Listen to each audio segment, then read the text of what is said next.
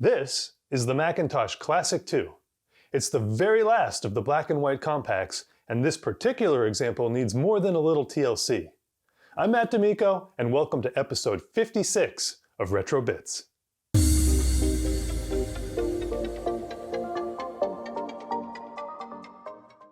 Hey guys, it's Marcintosh again, and this time I came prepared.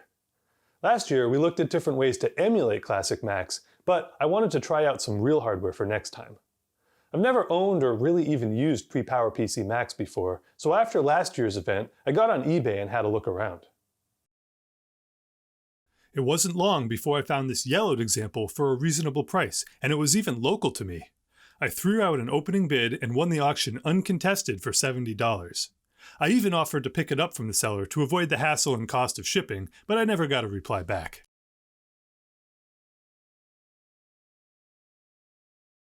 Shortly thereafter, the parcel arrived and something immediately felt off. Upon opening the top, I discovered that it had been packed, and I'm using the term loosely here, in an oversized box with no padding, save a few wadded up pieces of 8.5 by 11. Seriously, who does this? I was only one town over and would have happily made the trip.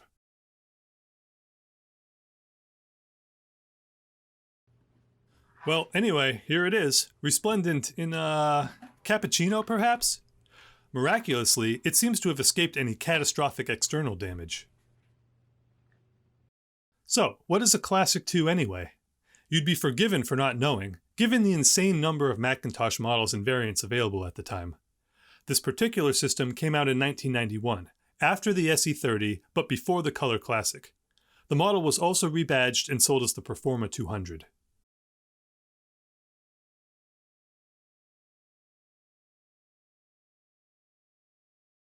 The Classic II came in two models, the low spec with 2 MB of RAM and a 40 meg hard drive, and the high spec with 4 megs of RAM and an 80 meg disk.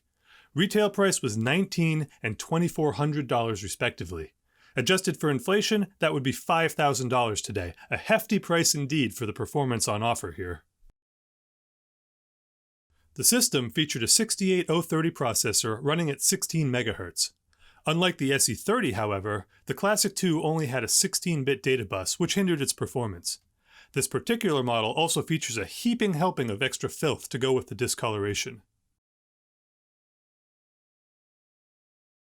The all-in-one design sports a 9-inch CRT, the last of the black and white compacts.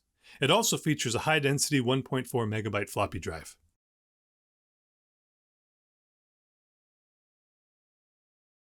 Around the back, we have a microphone input, Apple desktop bus connector, external floppy drive and SCSI connectors, printer port, serial port, and speaker output. The system has no general purpose expansion slot, although it does support the addition of a floating point unit. Just for the sake of comparison, this keyboard is an identical model and the same age. It has not been cleaned, nor has it been retrobrighted, but check out the difference proper storage makes. Time to see what we're dealing with here. Listen closely. Hear that?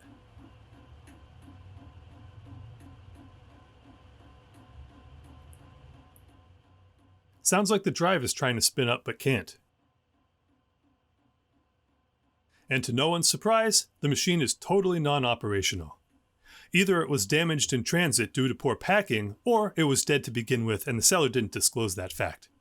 I don't even feel any static, so the monitor probably isn't making any high voltage at all. I did get a full refund from eBay due to it being DoA and the egregious shipping job. So now it's time to tear into this thing and see what carnage awaits us inside.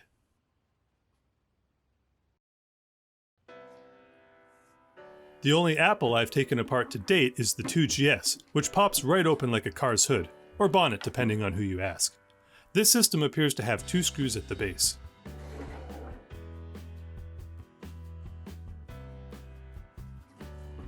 There are 2 more holes under the carry handle, but I can't tell if the screws are present or not.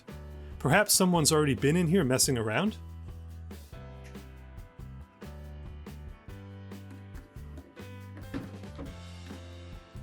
Of course Apple wouldn't use traditional Phillips screws, so we'll need a hex bit.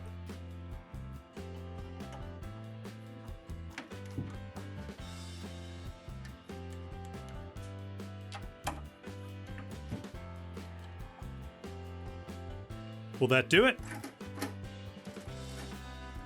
Nope, the top is still secure.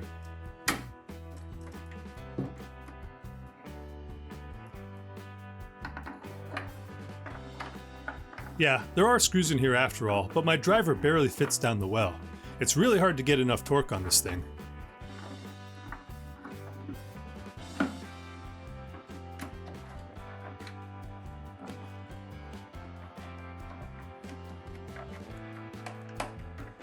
Okay, I think that'll do it.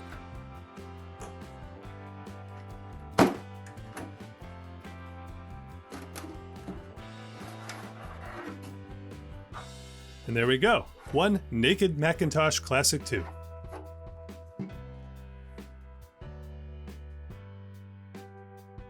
While removing the top, the little cover for the CRT adjustment controls fell off. Hard to believe this poor machine was once that color. Well, we'll see if we can't rectify that in a bit. This is my first time looking inside a classic Mac, so let's see what makes it tick. First, we've got a SCSI drive, size unknown. And before I do anything else, let me discharge the CRT just in case it did manage to power up earlier.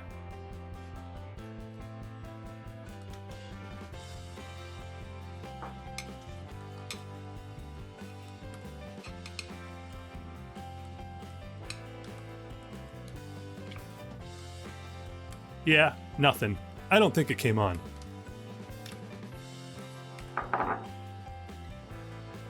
This must be the intake for the system fan. Let's take care of that mess real quick.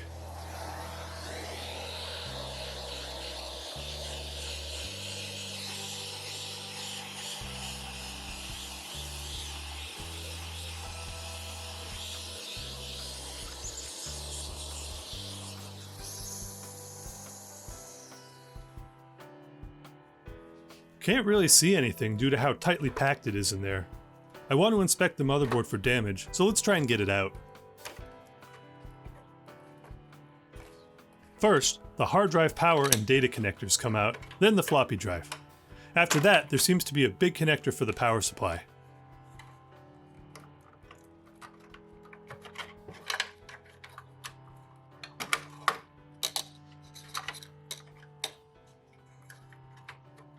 Wow, this thing isn't secured in place by anything at all.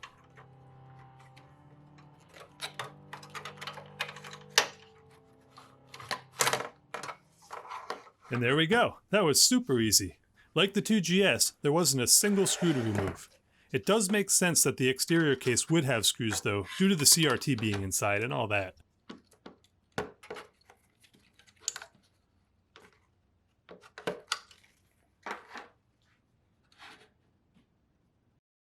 First impressions? Wow, this thing is tiny. Talk about maximum cost reduction. This was at the tail end of the all-in-one compact Macs though.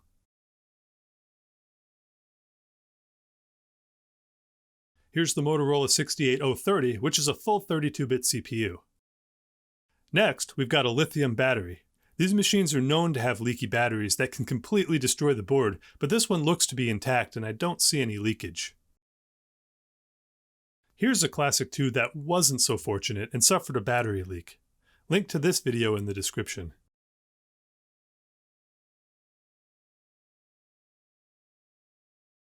My battery has a 1995 date on it, so it looks like it was replaced once during the machine's service lifetime. I wonder if that saved it. Here are the system ROMs, 4 of them on this early build, but only 2 on the second revision. I want to check these SIMs to make sure they didn't come loose in shipping, so let me reseat them.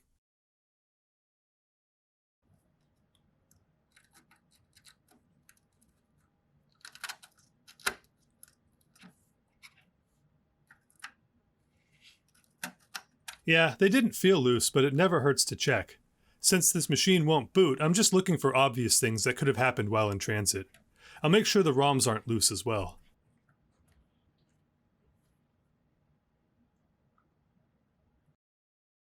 I also want to check the solder joints. It's possible some got cracked during the machine's rough ride.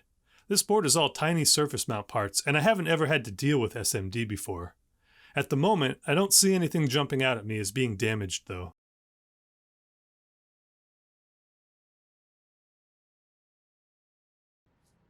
Just to see if reseating the RAM helped at all, I'll power up the machine again. I didn't bother to reconnect the drives or anything though. Huh, that's an improvement. The monitor's got power now, and it's not making that repetitive clicking sound either.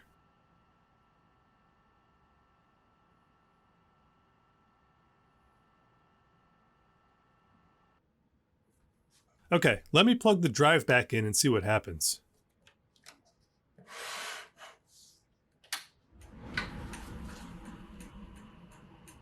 Huh, the rhythmic click click click is back again, and the monitor's dead again.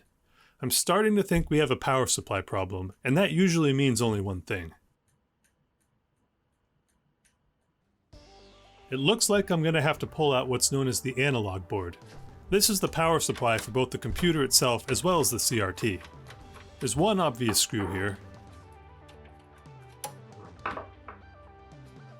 And then after a bit of poking around, I found a second screw hiding here. Let's get you out as well.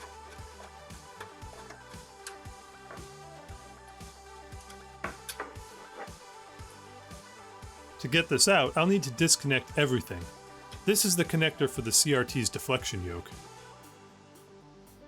There's another plug in there that's hard to reach. Instead of disconnecting it on the analog board, I'll just remove it on the other end, in this case the hard drive.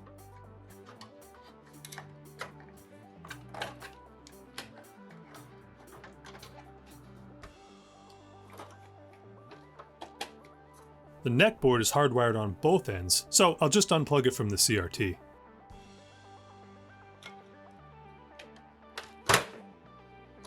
I'll also need to remove this ground wire, but I'll put the screw back in as it holds the tube itself in place.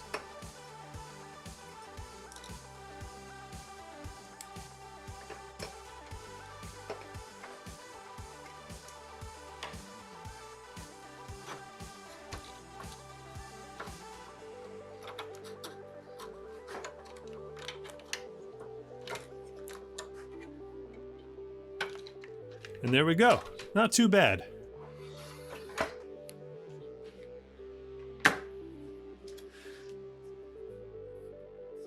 I spied this fuse on the analog board, and while I don't believe it's the problem, it never hurts to test out the low-hanging fruit. Next, I'll visually inspect all the components on the board, starting with the capacitors. I suspect this is where the problem lies based on previous experience with flaky power supplies. I don't see any bulging caps, but it looks like some of them may have leaked out in this area.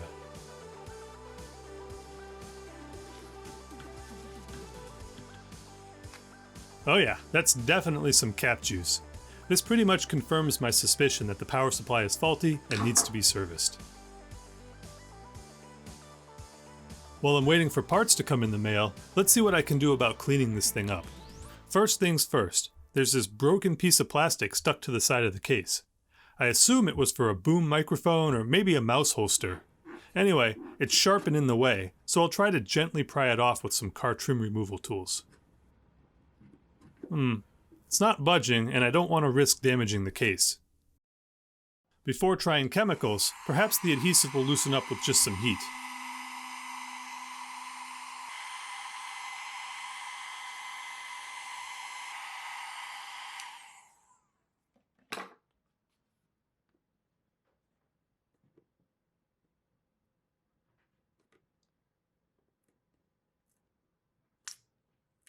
Oh yeah, that worked like a charm. And what have we here? A clean spot? This poor Mac.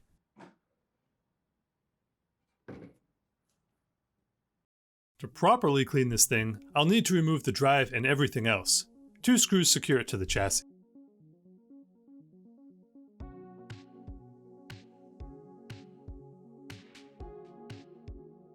I want to thoroughly wash this case and give it a good Retrobright treatment, so I'll need to remove the CRT after all. 1 screw in each corner and it comes right out.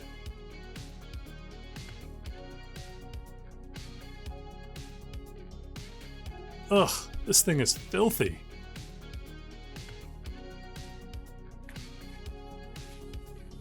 Does this screen look burned into you? I guess we'll find out. There, that's better. What surprised me the most is how small these screens are in person. I've seen them on TV, of course, but never used or owned one before. A 13 or 14-inch display, well, tiny today, was pretty common for the 80s and into the early 90s, but these are on another level of small. There are 4 more screws, 2 up top and 2 below. The hard disk was blocking access to the top 2, but with it out of the way we should be able to remove the rest of the chassis from the front faceplate.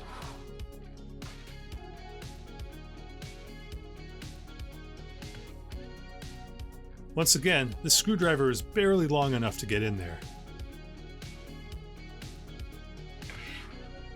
With the screws removed, 2 plastic tabs are all that's left holding this in place.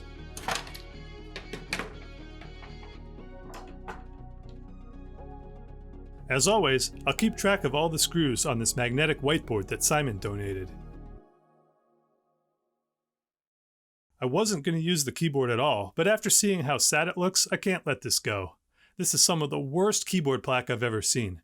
I sure hope that's not dried blood on there. Please be food, please be food.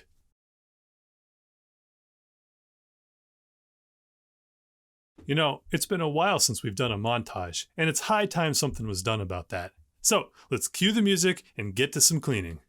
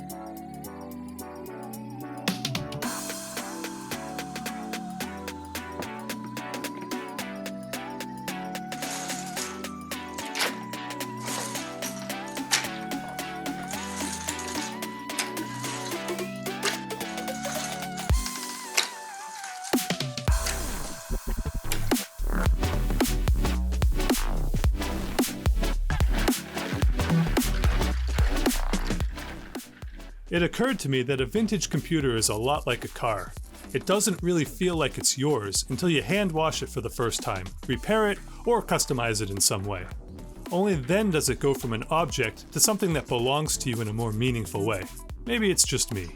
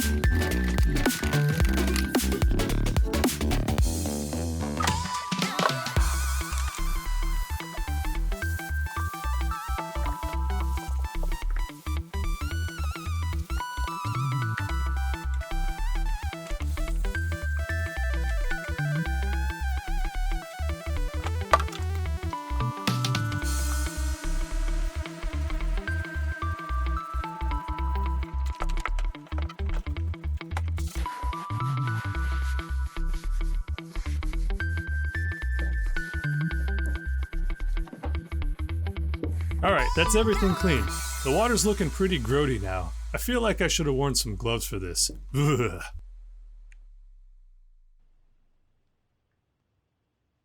With everything clean and rinsed, it's time to retrobright. For the keycaps, I'll use the sous vide method. The important thing here is not to use too high of a temperature and risk melting the plastic. I'll go with 125 degrees Fahrenheit, which is about 52 Celsius. It might take a little longer at lower temps, but better safe than sorry.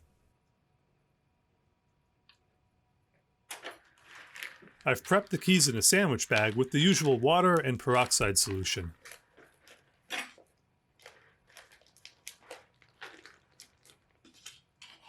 It really doesn't matter how you keep it submerged, but hanging it from something makes it easy to remove without getting your hands wet.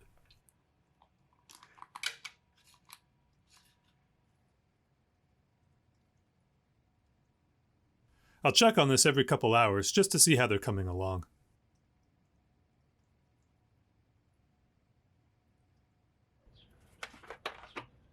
It's still winter here in Virginia, so I'll have to retrobright the keyboard in the garage. It's not my first choice, as it takes much longer this way, especially when the solution is cold. I gave these pieces 2 full days of treatment, rotating them occasionally.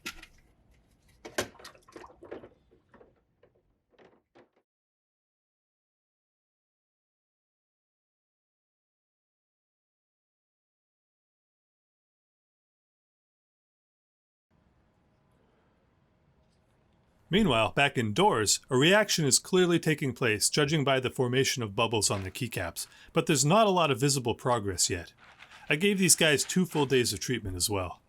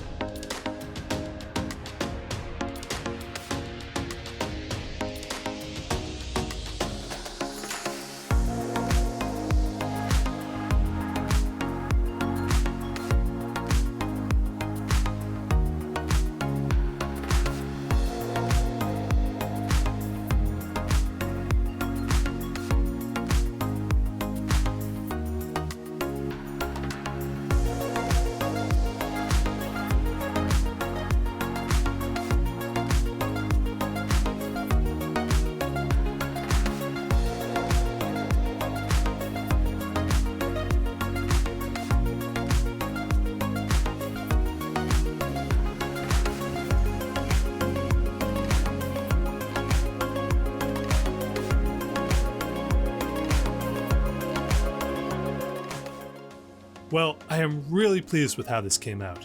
Who's looking good now, other keyboard? Next, I'll work on retrobrighting the Mac itself while I tackle recapping the analog board. I'll also try my hand at replacing the main board's surface mount capacitors for the first time ever. Unfortunately, my replacement parts haven't arrived yet, so you're going to have to wait for part 2 to see the exciting conclusion of this classic Mac adventure. Make sure you subscribe and click the bell icon to receive notifications when the next chapter is available. Our awesome Patreon supporters also get early access to new videos. I hope you enjoyed this bit. Thank you so much for watching, and we'll see you next time.